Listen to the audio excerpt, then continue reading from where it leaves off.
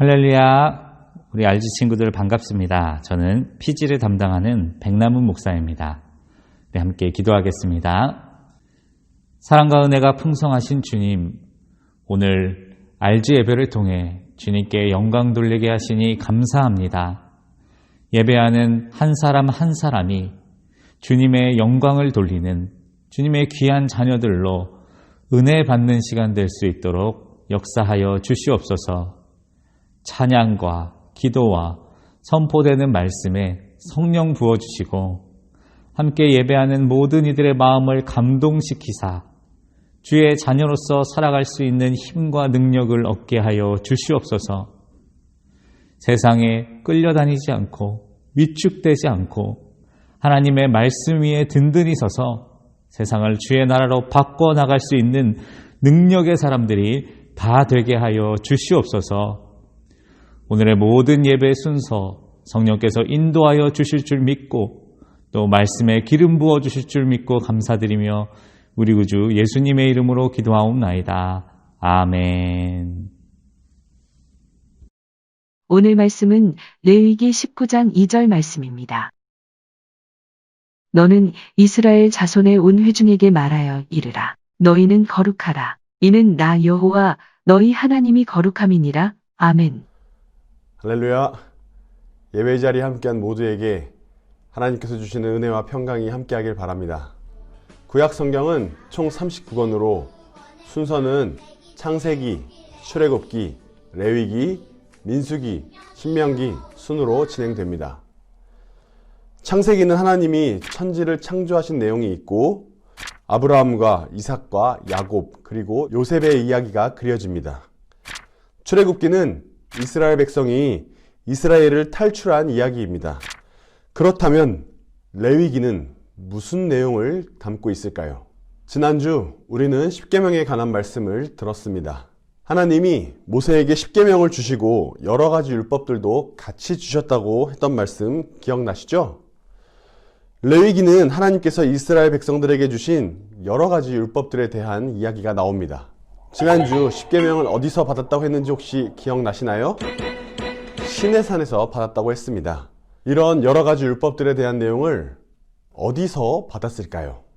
성경을 같이 보겠습니다. 레위기 27장 34절 말씀입니다. 이것은 여호와께서 시내산에서 이스라엘 자손을 위하여 모세에게 명령하신 계명이니라. 하나님께서 이스라엘 자손을 위하여 시내산에서 모세에게 명령하신 내용이라 하셨습니다.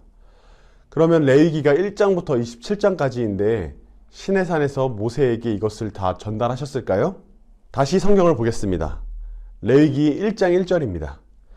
여호와께서 회막에서 모세를 부르시고 그에게 말씀하여 이르시되. 레위기의 시작은 이렇게 시작됩니다. 회막에서 모세를 부르시고 율법들에 관한 내용들을 말씀하셨다고 합니다. 이스라엘 백성들이 출애굽해서 나올 때 구름기둥과 불기둥이 그들의 이정표가 되었습니다. 구름기둥이 머물러 있으면 가던 길을 멈추고 구름기둥이 떠오르면 다시 길을 걸었습니다. 회막은 구름기둥이 머무를 때 지었는데 쉽게 말하면 하나님을 만나는 장소입니다. 하나님께서는 그 회막에서 모세를 불러 지켜야 할 것들에 대해서 말씀하신 내용이 레위기입니다. 1장 1절은 회막에서 모세를 부르시고 알려주셨다고 기록되어 있고 27장 34절은 시내산에서 모세에게 명령하신 계명이라고 기록되어 있습니다. 둘의 기록이 다르게 나와 있죠? 과연 어디서 주신 것일까요? 사실 그것은 저도 잘 모릅니다.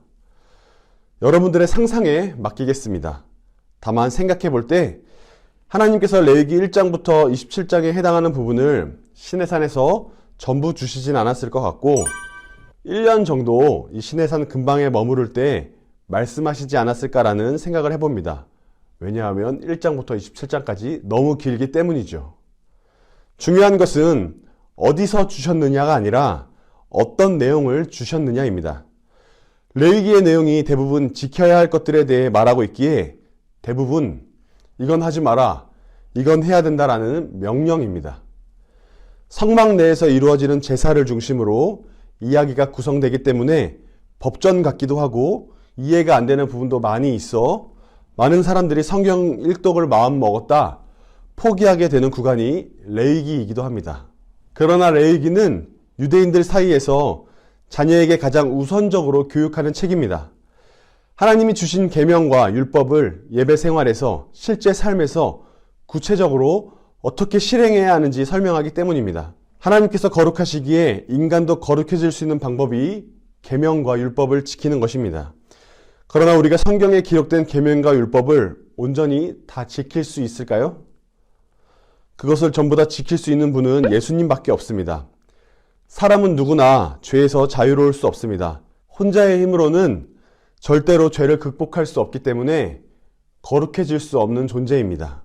만일 우리가 예수님의 이름을 구하지 않고 또 거룩해지기 위해 노력하지 않는다면 우리가 아무리 열심히 산다 한들, 우리가 아무리 노력한다 한들 우리의 결과는 사망입니다.